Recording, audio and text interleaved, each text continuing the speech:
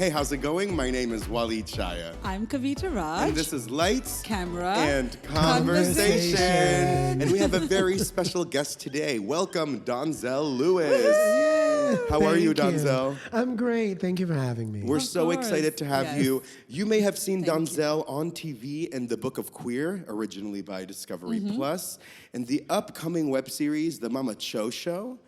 Also upcoming films, Divorce Bait and Dope Queens. And Dope Queens, you also won a BroadwayWorld Award for. Isn't that correct, Donzell? Yeah. So exciting. And you might also have seen him in commercials for Warby Parker or Hyundai. Donzell is a very hardworking, very talented actor. He's an artist. He's also a creative professional. And we're going to talk all about today what it takes to maintain working in this business, not only on screen, but also behind the scenes. So welcome, Donzell. Welcome. Oh my God, so excited to have you. Oh, it's great to be here. It's great to be in Lights, Camera, Conversation with you. Yes. And for those of you listening, Donzell is a dear, dear friend of mine. He's one of my besties, and I know yours too, Kavita. Yes. Yes. Oh my God, the first time I met Donzell was in this wonderful summer program that you had. And you brought Donzell on as a trainer, coach, mentor for the kids. And Laura was so little then. And And now she's a superstar. Yes. And we've been good friends since then, thanks to Walid. Yes, it's a small world, and we really do keep it in the family. In terms of anyone looking for referrals or who to work with next or how steps evolve. It's so much easier when you know and trust someone. And Donzell, having known you personally since college and seeing your work from Richmond, Virginia, as you got your undergrad and graduate's degree, to seeing you, make strides in Los Angeles and beyond has been incredible. So we're gonna dive into that today. I'm honored to chat with you, my bestie. We'll cheers to that. Cheers. And we'll get, the libations in order. I always, it takes me a minute to remember that you both have known each other for so long, since the Virginia days. We're all friends from outside of LA that have all convened here in Los Angeles. I've known you, Donzell, for, dare I say, going on 16 years. No. I am 16 going on 17. So you've known Donzell since he was 2. Yeah, I've known Donzell since he was baby. Donzell is baby. I'm so excited to chat. So let's just dive right in, Donzell. Let's talk about your most recent project. And then we can kind of go backwards. I do want to go into not just film and TV, but also your theater experience. And then we'll pivot from acting to behind the scenes and what got you started. So let's talk about Book of Queer. It's so special in what it is. So why don't you tell our listeners a little bit about what is Book of Queer and how you got to be part of it? Book of Queer is, I will be forever grateful for because it is such a powerful experience to be a part of history. It is the largest, as of today, all queer produced, written, and performed show. So it is a literal historic show that not only is focusing on the LGBTQ plus community, but it chronicles our history across the world. And these are things that are left out of education, unfortunately, unless you have a teacher who's, willing to expose you to that reality. But to now know that people across the world can watch Book of Queer and be entertained by great storytelling while also being educated and learning about this history that's not only my history, but it's everyone's history. And the way it came about was a typical audition process. It was a self-tape. It was a great experience because I remember getting the audition. Tell us for the roles. What roles were they? Oh my, I play multiple characters. Correct. It's a sketch show. I guess we should say that. It's a sketch history show. So although it is chronicling history, it's us doing reenactments of these historic queer figures and doing it in comedy, but also, through historical accuracy. And when I got the audition, I was like, oh, this is like a gay sketch show, and I've done a lot of improv and sketch and comedy, and I said to myself, okay, I got this. Some auditions you get and you say, this is mine. Yeah. That was one of those auditions. You had a And feeling, I had a feeling. I was like, I'm in this show. And I don't remember which characters I auditioned for, but I remember it was multiple rounds, which, that's always fun and exhausting. You get round one and you see, you do 2 or 3 characters, and I got the call back, and then it was, okay, let's see what else he can do. And, but I love that. I love when they say, what else can he do? Like, oh, well, let me show you. Like, you have a lot of tricks up your sleeve. You have a lot of special skills, and we talk about that just last episode, Kavita, about how important it is to be able to showcase different sides of you. What was it that you showed them when they asked you that question? I think I showed them my range, to be honest. I think that was what it was. Coming from a strict theater background, I'm very proud of my range. I'm very proud of the way I access the craft, and how, although I book a lot of comedic roles, I also have a huge reality and understanding and grasp for the dramas. So within that, I'm able to really paint beautiful pictures and paint a lot of different types of pictures with characters. I can really drop into a character, become what needs to happen with that character, and then also hit the comedic beats, right?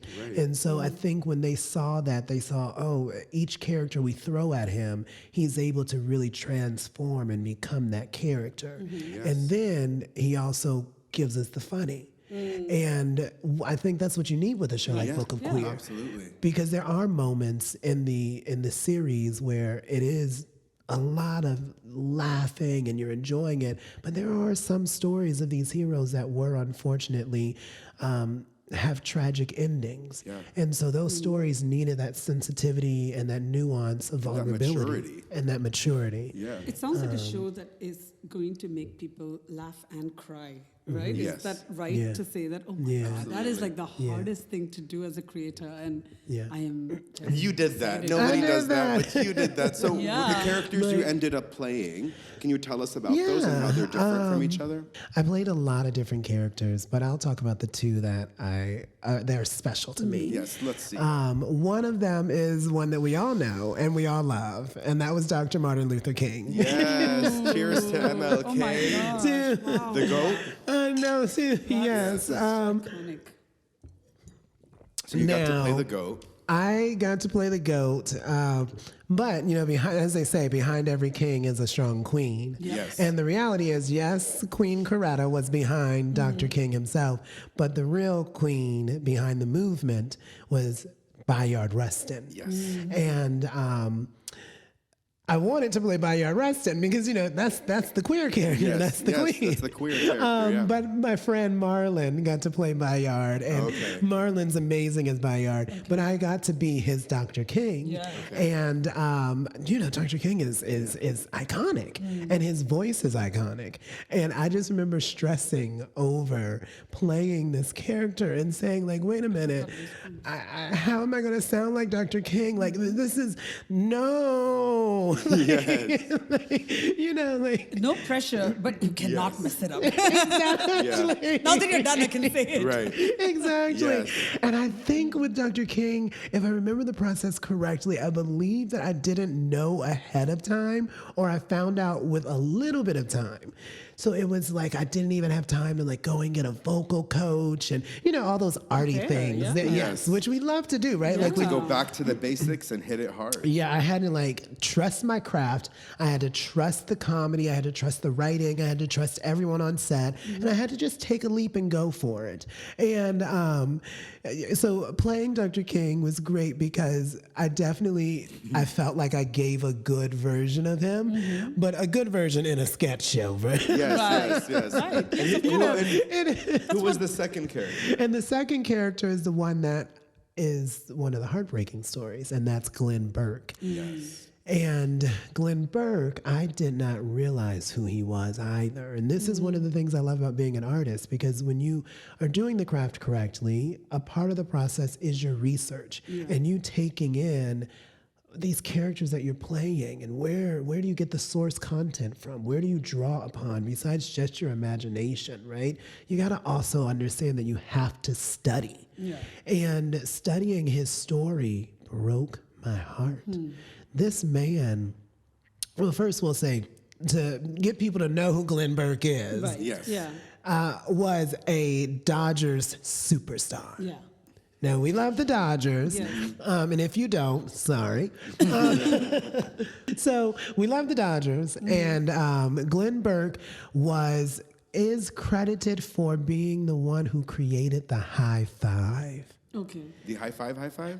Exactly. Like, right Yes. He's the one that did it. Yes. Okay, Yes. I got you. All right. How Thank you, wild Glenn. is That that? is so crazy. Thank you, Glenn. Yes. What else can we thank Glenn for? Well, what was wild about his story is, everyone was apparently doing the lo-fi from back in the 70s and stuff like that. Like, those situations. And what happened is in one of the games, I think what may have been the World Series, Glenn Burke is running back to the base and it's Dusty Baker, I believe, and they hold up their hand and they run and cross the plate and they high five. And that becomes the moment that is credited for the official first on record high five.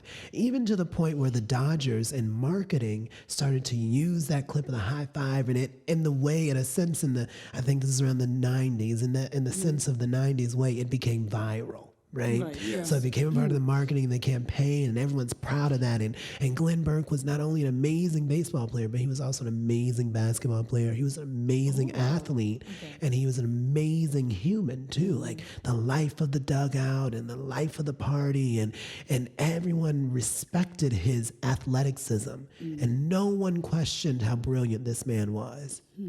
But he also was very out and very gay. That part right there. That part. Yeah. And he did not hide it.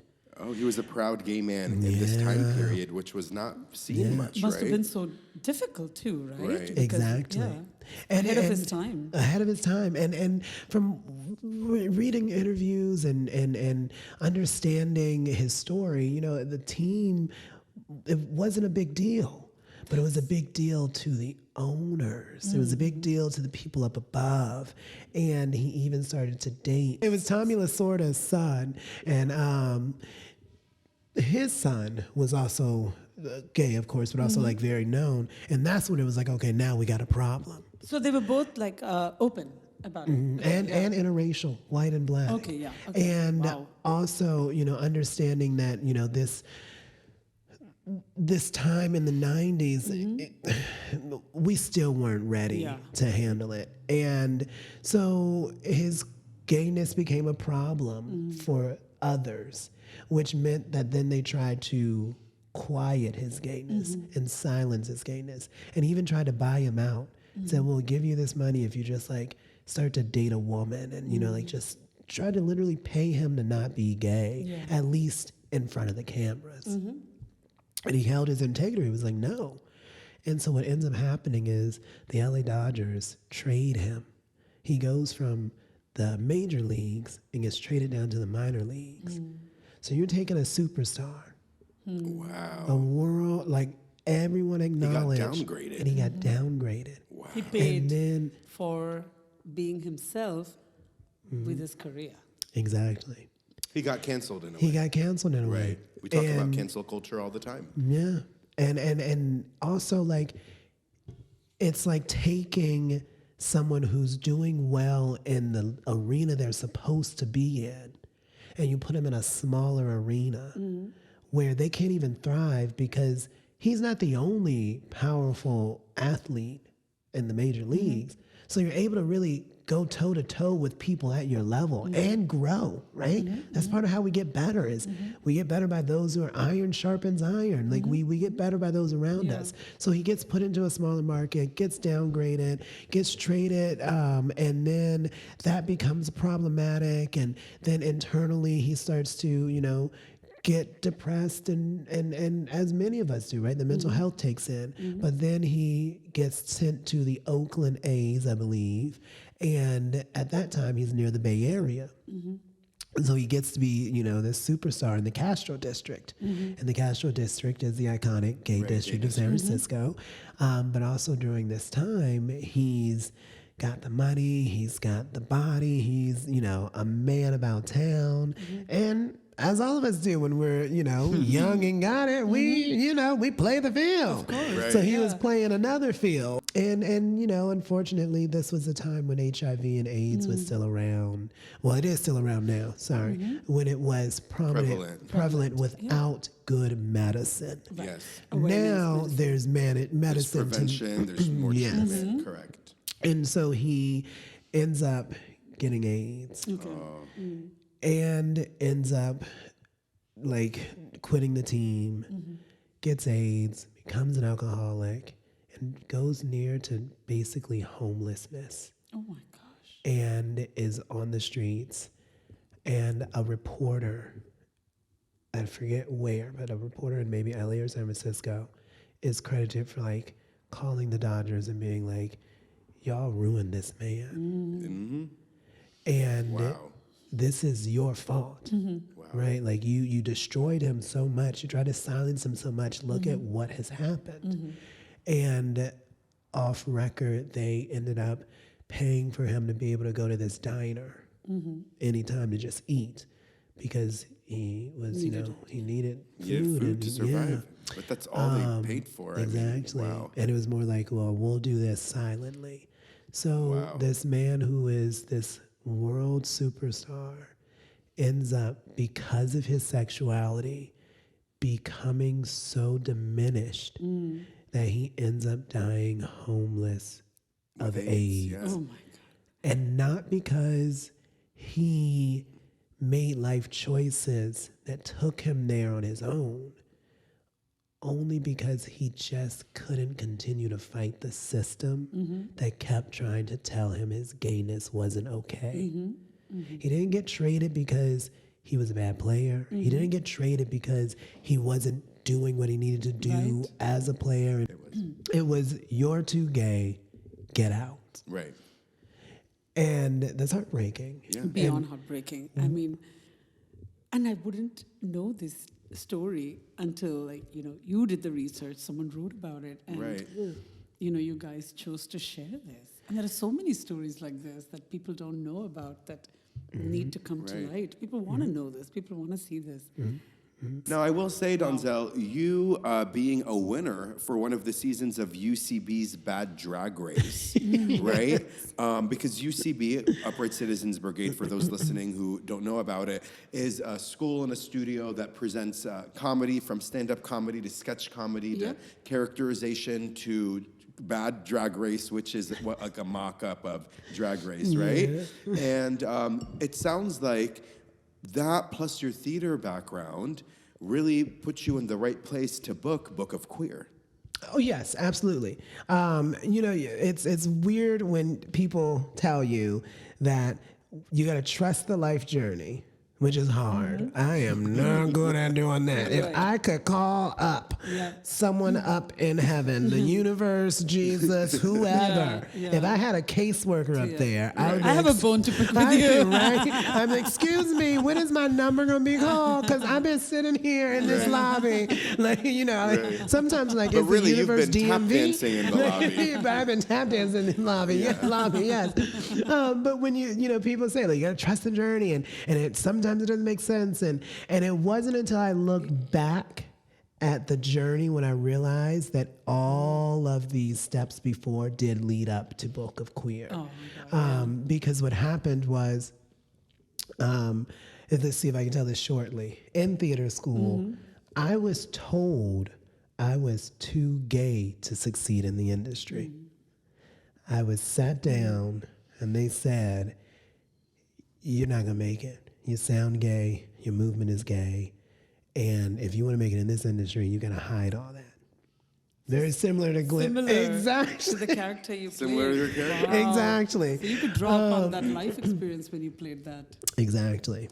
And this is, 10 years before I'm playing And at the time, you don't know anything but to be naive and accept what they're saying, and then you had to discover for yourself, right? We had the same program, so I know these people who have said these things. And for me, Kavita, it was the idea of you can't wear many hats. It wasn't really accepted that I wanted to be a director and an actor. Well, what if you're directing other actors on set when you're being an actor? You need to focus on one thing. And so how did you deal with that, Donzell, for you? Well, I cussed them out. Okay. You stood up for yourself. Stood up for myself and was like, oh, my mouth went on fire and gave them a good strict talking to, as they say. But it wasn't easy. I will admit that many people, very few people know that at that time it sent me into a huge depression. I went to the school therapy.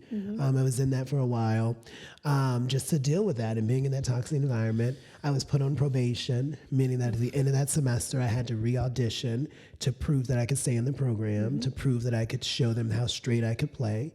I did, and it was Dr. Tanya Pettiford-Waits who got me through that program. Love her. Really, absolutely love her, and who really shout out to Dr. T. But she was the one who said. I remember she said, those people who said that.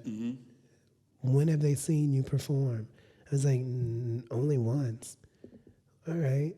What have your teachers said? Oh, they say opposite. She was like, so why would you listen to those who are only coming in every so often? Right? Ashe. And she said, trust those of you who've been seeing you every day and speaking life and positivity into that. Like, just lean on that right now, right? And she was the one who taught me the phrase, protect your process and cover your ground. Stand on your ground and cover your ground, right? And she really taught me to find who I was and to really get a true sense of power, to take my power back. At that time, and that's what you needed to hear at that time, considering how that had set you back for a minute.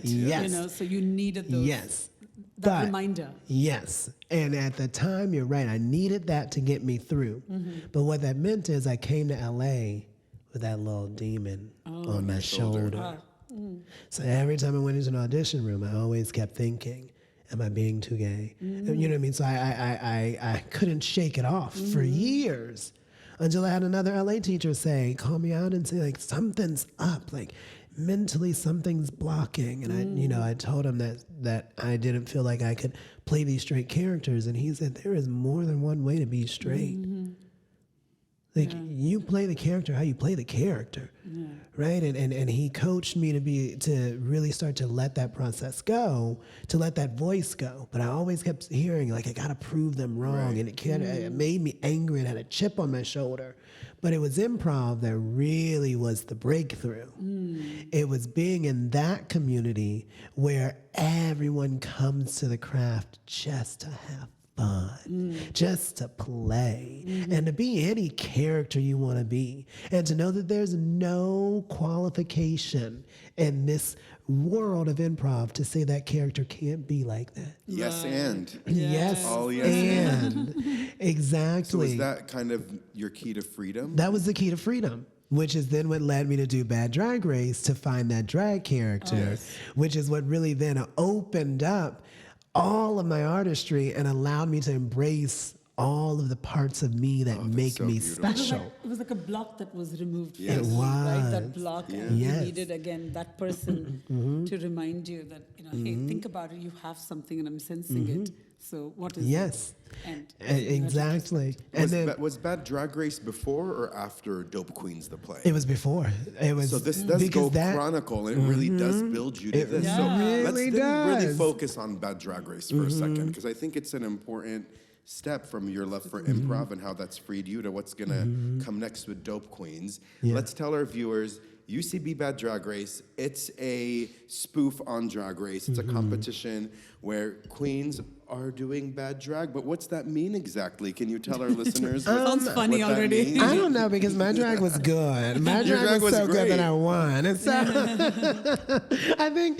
But what is the spoof piece of it? I think what it is it's their version of a great comedic drag show. Okay. Right? And when you think, and I don't know exactly why they chose to call it that. Like, we'd have to get them in here. But if I had to guess, I would say, Drag Race itself, RuPaul's Drag Race, is so iconic and so amazing, but it's also a very extremely high level of a specific type of drag, but that's not the only type of drag that's out there. So a lot of people who only watch RuPaul's Drag Race get this sense of like everyone has to be these superstar-esque presenting queens. And then if they see other types of drags in their head, exactly. So this is to highlight the good, the bad, the ugly, everything. Yeah, it's knowing that drag is all of it, right? Yeah. Like drag is life, and who are we to say there's only one type of drag? But doing Bad Drag Race was really fun because it taught me to rely on my inner artistry again. Before Bad Drag Race, what I was doing was I was waiting on people to choose me, to validate me, to tell me that I am doing good, and that what that was said to me years ago was wrong, but I still needed someone else to say it, right? I needed this script to book this role, to say I got another role, and I'm doing it. But during Drag Race, man, I had to figure out who was my queen. I had to figure out what was special about her, what was her her point of view on life, and what were her special talents, and what performances she wanted to tell. Let's talk about that because it's so inclusive to the topic of us sharing that actors should have an arsenal of skills. Yeah. So tell us a little bit about your queen, will you? My queen is... we love her. We love her. She is... a performer. Yes. She is demure, but she's also slutty. She's a martial artist. She's a too, martial right? artist is the biggest thing, and that's because I'm a martial artist. So Donzell's a martial artist. The surprises don't The surprises end. keep coming out. He's just like one trick after another. I played MLK. I play a drag queen. I'm a martial artist. I mean, Donzell, your So versatility. we're in episode 4 with Donzell. Yeah. Fast forward. And today Donzell's going to share 50 more things that you didn't tell us in the last. But that's so cool that made your queen stand out because she did martial arts. She did martial arts. Have you ever seen a drag queen, karate chop a board in half or high kick, something to its demise? Very few. And I will say this last season of Drag Race, they did have a queen on there who did it. Okay. But I was doing it first, only because I'm older. I have that on recording. I'm the original, and here we have its timestamps. And I remember watching that season and being like, yes, this girl is like slaying.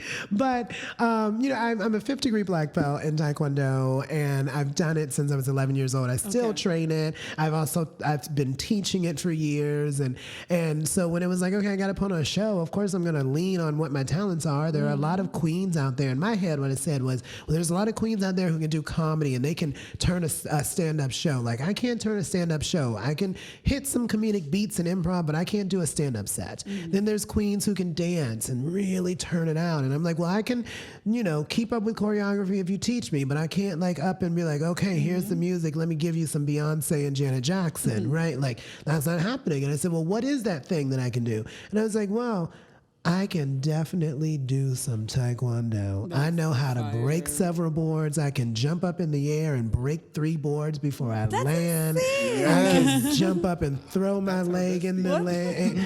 And I was like, I can do that. And also, I, have trained for years. So I have friends at my martial arts studio where in the beginning, I was like, will you, come in and do a stunt fight with me? And so we've done numbers where, my martial arts crew comes in and then we do full-on fight stunt choreography. And they're like, coming at me and I'm blocking them, punching them, throwing them down. Like one scene even had fake breakaway bottles and I broke one over their head because, they can do stunts, right? It is a big fun drag number. Yeah. On the edge of their seat. And how to take that and make it entertaining and fun and all of that. So there's a lot of creative within you to be building this queen. Yeah. I'm excited to see what happens with this character, Donzell. The sky's the limit. And knowing you, I know you've mentioned some things up your sleeve, but it's clearly an award-winning character, you having won one of the seasons of Bad Drag Race. Yeah, she was fun. Or? Yeah, I mean, she still is there. She still comes out. She still auditions a lot. Her name is Layali, by the way. Okay. And it was the drag for me was that moment when everything came together. I was allowed to be the actor, to be the writer, to be the choreographer for the stunts, to also be beautiful and put on heels and embrace my gayness and entertain an audience, right? It's where all of my talents as a creator were able to be synthesized. And I think what that meant when all of this started to come together is it made me realize, oh, I'm just as great of a creative as anyone else out there. Yeah. And I don't have to hide anything, and I also don't have to prove anything. I just have to be and just create and have fun doing it. And what that meant was I think the universe was like, now you're ready. Yeah. So then audition after audition started coming. So let's talk about this big one that I'm just so anxious You were to called. get to. The Call to Dope Queens. The Call to Dope Queens, yeah. Let's talk about what is Dope Queens, the stage play, because that's where we were, and it landed in you getting a BroadwayWorld Award for Best Lead Actor. And it's coming into a film soon. So before we get to the film version, what was the audition process like for the stage show? Clearly, you've been prepared now because of this drag character. And what happened? Well, it was a beautiful journey where I got this audition. My agent was like, "Oh, well, you're doing drag, so you know agents they got to make money." So they're like, "All right, drag audition. I got a drag queen on the roster," and I'm like, "I don't know if I'm ready to go out." But we got the audition for Dope Queens, and it was a stage reading first for the film that is coming out soon. And I remember I was in Virginia visiting family, and I got that audition, and on the plane ride back, this is me in my Hollywood moment, in coach, what is it? Coach? In coach, yeah. I wasn't in first class. I wish I was in first class, but you know, I'm in coach, like reading the script, and like, I'm flying back to, you know. So I'm reading the script and everything on my way back to LA, and I'm like, this is an amazing story, and it's a beautiful story about love and loss and family and redemption and understanding who you are and embracing that and really evolving to be your true self. And when I got back, I did the self-tape and sent it in, and I got the call back.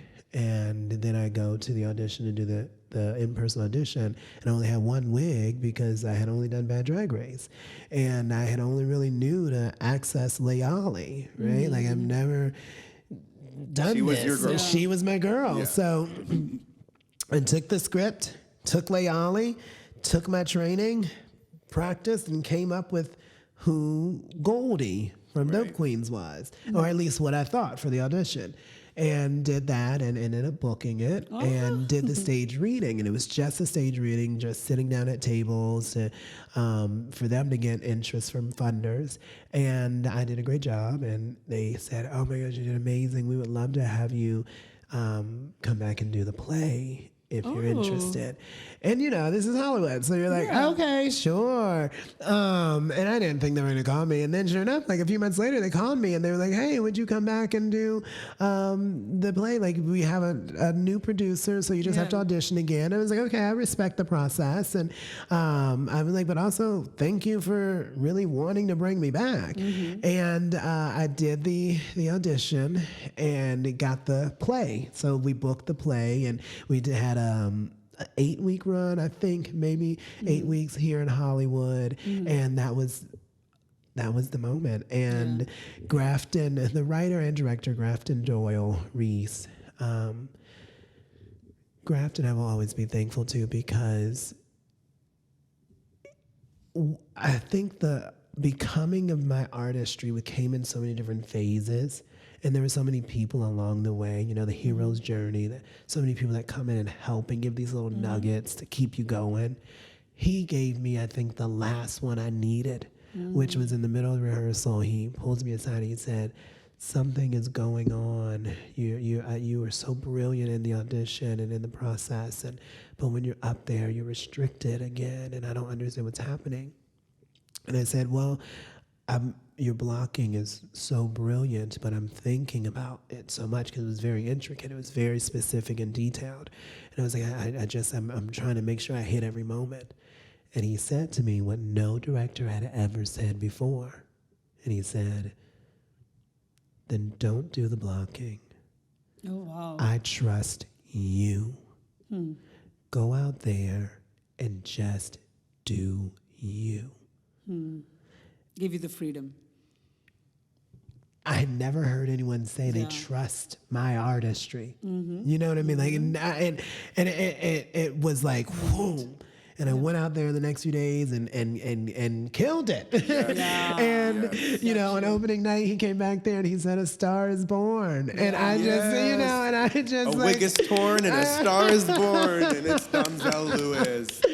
And wow. And I will always be forever thankful to him, because that's a big deal when a director knows how to work with an actor and really take care of them and really, you know, look at them as an equal, and to say that, you know, they trust their craft and they trust their process. That's a big deal, especially when I came from a place that kept telling me that my instincts were not to be trusted, right?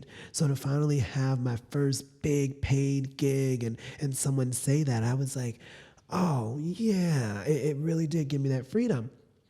And, you know, we do Dope Queens, and that was a brilliant experience, made amazing friends. The producers are amazing. One of the best experiences in Hollywood, where I can tell you, like, all of them were just such amazing stand-up beautiful people that I will forever have love for and be grateful to. And the show closes, and I go on about my life, you know, and then I think a year later or something, I don't know how, maybe 2 years later, you know, and they say like, "Hey, we're going to do the film. We'll call you." And I'm like, okay. And, you know, time goes by and they call me again to do the teaser. And they say, "We want to do a short film version to, you know, pull in more producers." And, you know, so that's when I got to bring this character to life on camera. On camera. It was a beautiful experience. And then go on about my life. And you're living, and more time passes. Now I understand. This is the first project that also taught me why things in Hollywood take a while to get made. How it can be 4, 5, 6, 7 years, right? Like, this is the first time I'm in that process. And I go on about my life, and I'm living my life and doing things, and then I get the audition for Book of Queer. And do Book of Queer, and in the middle of filming Book of Queer, I get a call from the Dope Queens producer, John. And he says, "What are you doing?" And I was like, "I'm actually, you know, filming this show, this Book of Queer."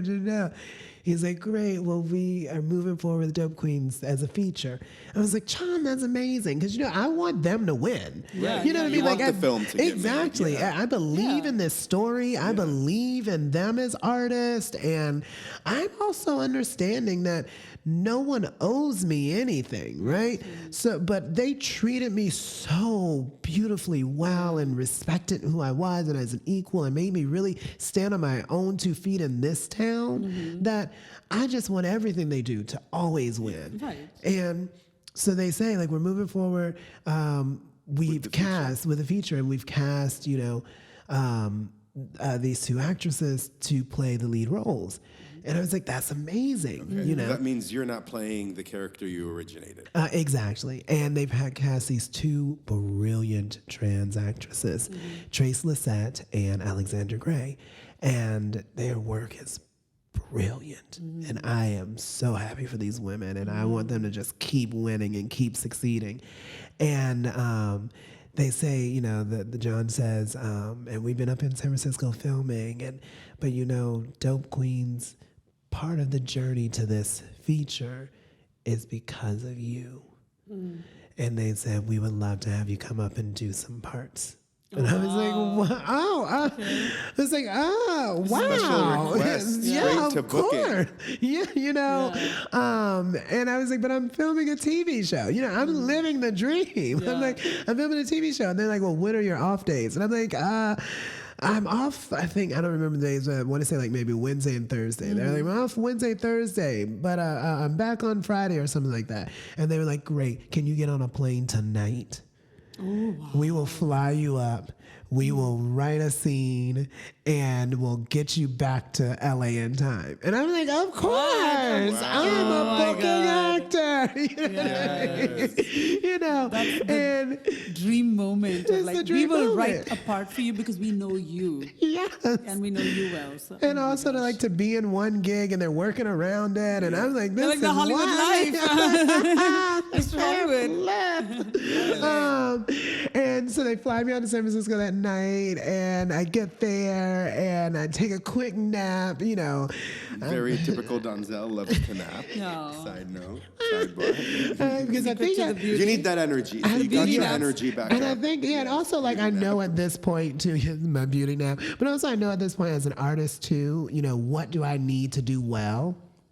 And so, yeah, when I got off the plane, the first thing was like, I got to take a nap, because I think I was filming within like that 12 hours of within 12 hours of landing, because it had to be a night shoot too that I was doing. So I'm flying out and it's a night shoot, and I had just filmed the day before. And so, you know, I get there, I take a nap and wake up and then get to set and get into makeup and meet, you know, Alexandra, and it was so great to meet her. And her and I had a beautiful moment talking about this character that she's bringing to life on film that I was blessed to play, and to see the beauty of what she's crafting with her. The transfer of the baton. It was amazing. It was truly gorgeous. And we film, and then I get back on the plane the next morning. But and you were a little celebrity on set, right? Yeah. Everyone's like, that's the original Goldie, and you know, we're so excited to talk to you. And this is Donzell. He originated the character. And I mean, how special is that? This team fought for you, and it's because you had all the experiences that you trusted in leading you to that staged reading, leading to the BroadwayWorld Award winning play that you scored that award for, leading to the short film, leading to the feature film. I mean, that's huge, and what a journey, just as one project in your journey. Yeah.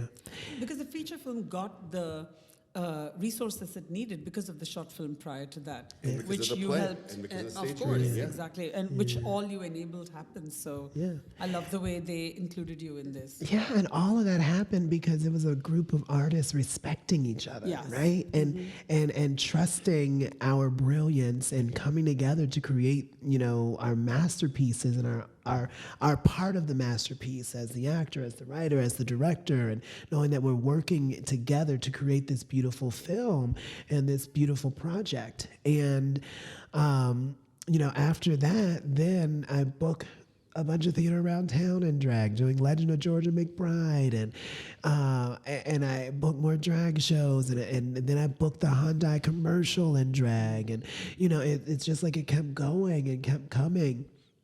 And as I stopped, like you said, if we circle back into the original part of this conversation, I looked back after all those years of that journey, of all those bookings, and I could see all the way down to playing Glenn Burke and to being in this Hyundai commercial in drag.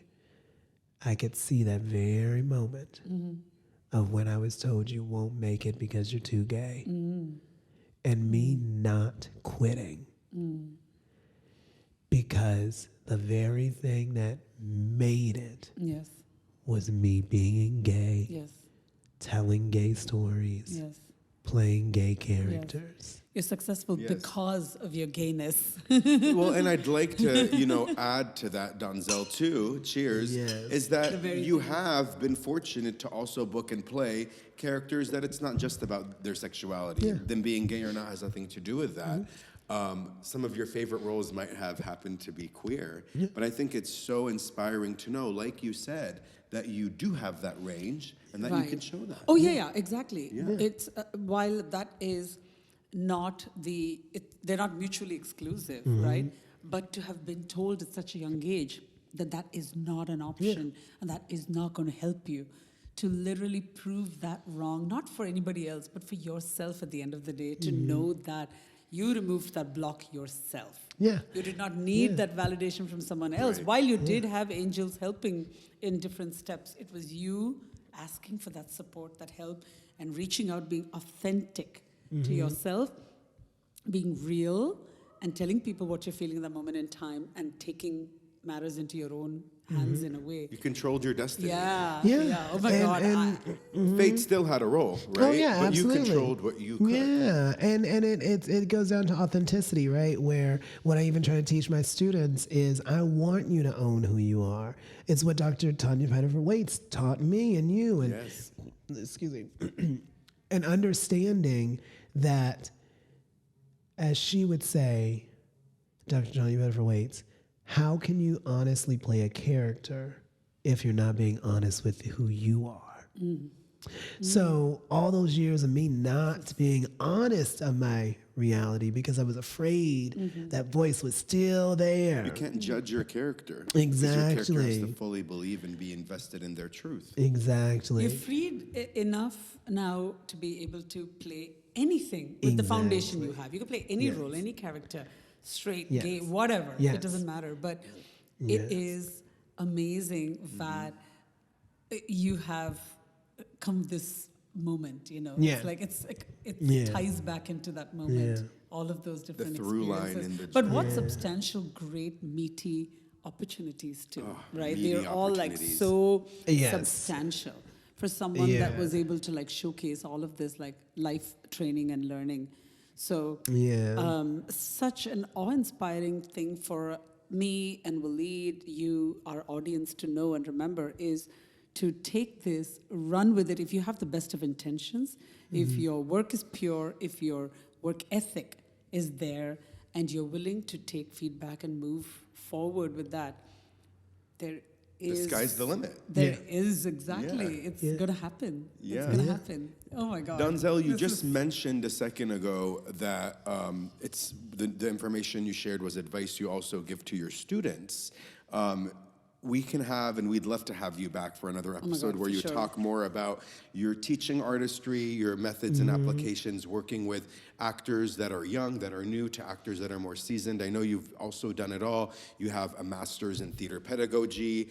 I mean, you have the skills under your belt and the amount of years that you just shared to be one of the best acting coaches that I know too, and teachers in general, beyond just acting coaching, but also curriculum for grade school and up. So with that said, let's just shift gears shortly for a few and talk to us a little bit about continuing to work as a creative professional and leveraging and balancing teaching so that you can continue to put bread on your table in between the acting jobs. What's that been like, and why did you decide to go into teaching, and how has it inspired your work as a whole? That's a great question. It's really because I've always been involved in education in some capacity. My grandparents were big Sunday school educators, and they would make me sit with them when they were doing classes. And then when I was younger, they had me teach the younger kids. Like I was around 10, teaching the 5-year-olds. I since now, do not step foot in many churches because I don't want to set on fire. But that was where, that came about. And then as I was doing martial arts, again, like I said, I've been doing this since I was 11 in martial arts. Once I was old enough to have my first job, it was teaching the younger kids, and then I ran their after-school program, and I ran their summer camp and started writing curriculum. But at that time, I was also doing my master's, so I used my master's to study how you could teach non-actors how to be creative. And in the martial arts school, we would go to tournaments and do martial arts demonstrations and performances and competitions, and I would always put a theater spin on it. So it would be this, a martial arts super show where they were doing these dramatic tellings of so stories. Cool. But it would all have a beginning, middle, and end. It was very much like Cirque du Soleil-esque energy, but with martial arts, and as the principal form of movement. And, that just...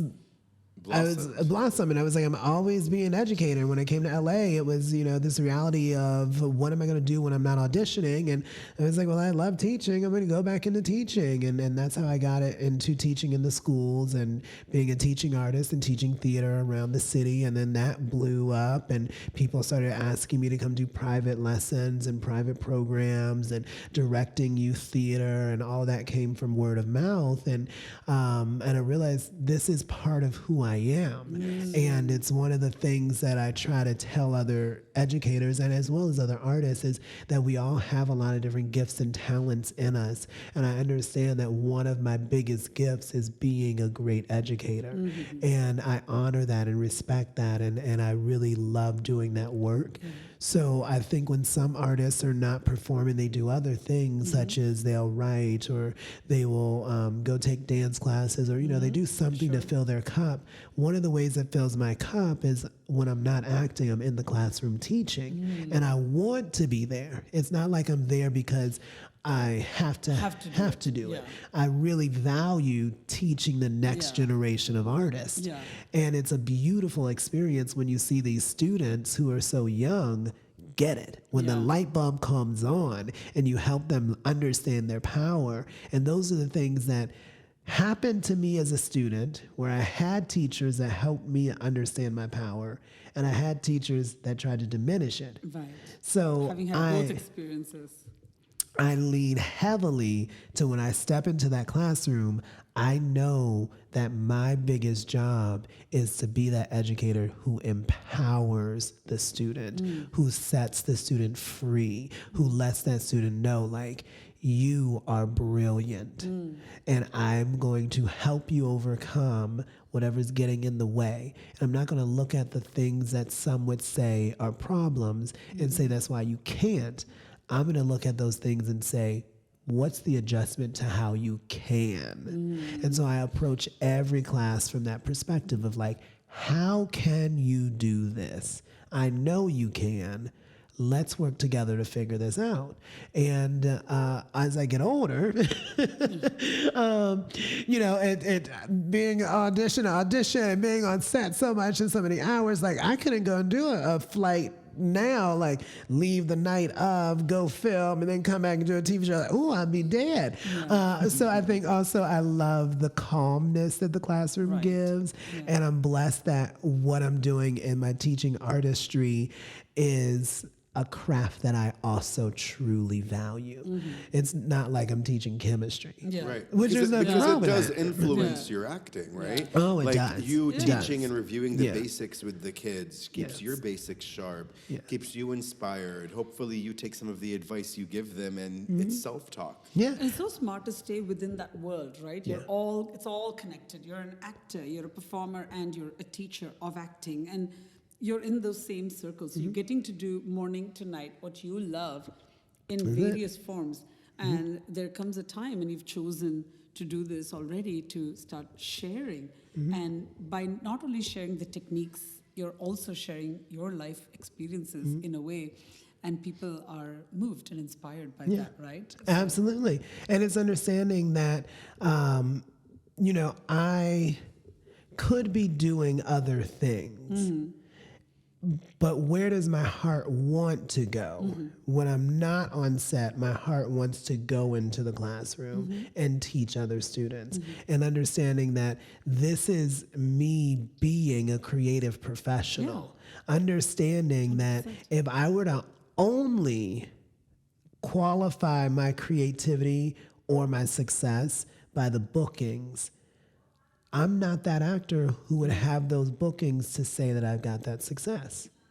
And there are some actors who do, right? And that's brilliant and beautiful. I love those actors who, like, all they do is just act and they book and they book and they book. I'm like, that's great. That's just not my life path. Right. My life path is sometimes there's a booking season and I'm booking. And then there are times when I'm not booking, but I'm out there teaching theater and I'm teaching the craft and I'm having fun doing that. And then I, get a booking and the students are like, oh, where are you going? Like, what are you working on? And, and then they want to know about it, and it informs them and it excites them. And also at the same time, it makes me remember, like, oh, I'm very blessed. Practice what you preach. Exactly. And I'm very blessed to know that at the end of the day, I'm building a career yes.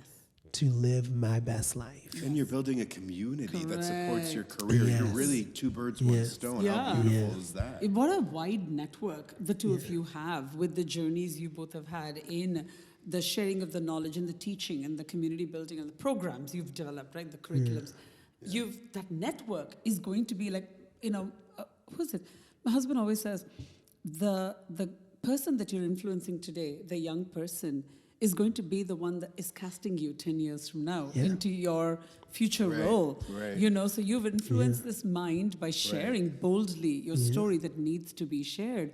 And you've moved them along the way. So I know you said you did not step into church in a minute, but you took us to church. Yes, I love that, Kavita. Donzell, we'll end with one special question that we love to ask all of our fabulous guests. Okay. Before we ask you this question, how can we follow you? I know you're active on Instagram. What's next? Just a little peek on staying in touch in the future. Can you tell our listeners? Oh, wow. Okay. Well, you can follow me on Instagram at just_Donzell. So it's JUST_DONZELL. And what am I working on next? Well, what I'm working on next is really exciting. I'm working on a initiative to use theater and literature to empower classrooms to embrace the LGBTQ plus history and creating classroom lessons and book reading lists to have inclusive classrooms that are full of belonging and welcoming and love for students of all sexualities and genders, and knowing that they deserve an equitable arts education, and knowing that the arts can help to empower them as well as bring together their youth allies in the classroom. And so that's really exciting. Yeah, that's. So you have that initiative We're coming in up, this and we time want to hear about it. historic. It'll be like a few years. Changing the game for students like that, and making their lives like just More the same full. as everybody else. Yeah. So we'll be waiting to hear more about that. You also have an upcoming web series, is that correct? Yes, so on the acting front, I have an upcoming web series coming out written by Quincy Cho. It's called The Mama Cho Show. Also, the Dope Queens movie is going to be coming out soon. I love seeing the updates of like the process of where they are in the editing and things of that nature.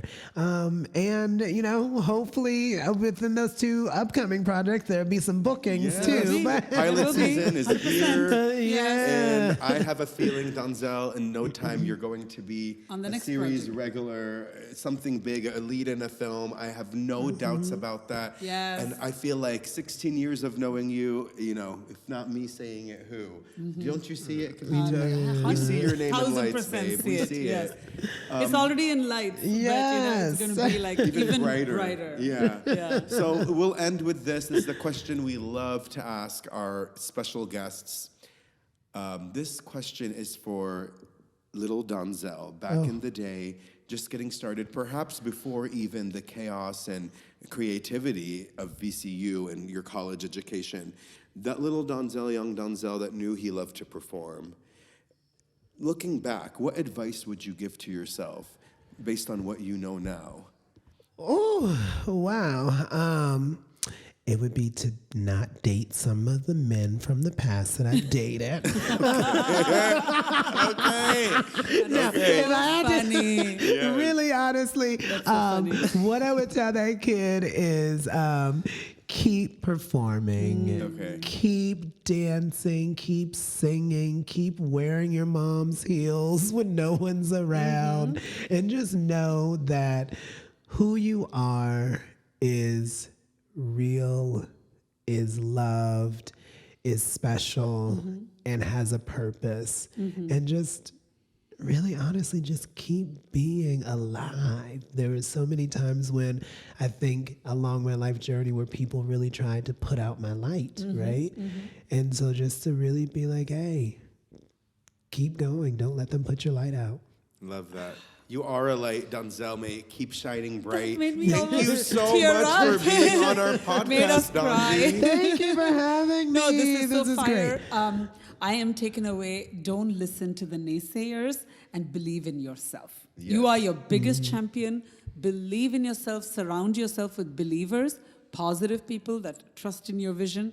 Don't listen to any of the haters, negativity none of around that you. Just haterade. don't listen. And you Keep made it me positive. cry. We love it. Oh, we love you so much, Donzell. I love Thank you y'all. for I'm being so on this proud. I'm episode. so proud. For those listening, make sure you check us out next week. We're back every Tuesday now with a brand new episode, new guests. Yes. Donzell, what a treat to have you. Thank you again. For those listening, let us know what you think about the episode and about Donzell's journey. Leave us some comments, interact with us on social. With that said, I'm Walid Shaya. I'm Kavita Raj. And I'm Donzell Lewis. Yeah. And this is Lights, Camera, and Conversation. Conversations. Cheers. Hey, be sure to like, subscribe, and follow on Instagram and TikTok. We love interacting. Also, the content in this podcast episode is provided for general informational purposes only. By listening to our episode, which we love, you understand that no information contained in this episode should be construed as advice from Lights, Camera, Conversation or our individual authors, hosts, or guests. Nor is it intended to be a substitute for research on any subject matter. We always encourage you to do your research. Reference to any specific product or entity does not constitute an endorsement or recommendation by Lights, Camera, Conversation. The views expressed by speakers are their own, and their appearance on our program does not imply an endorsement of them or any entity that they represent. Thanks for listening, and until next time, have a great day.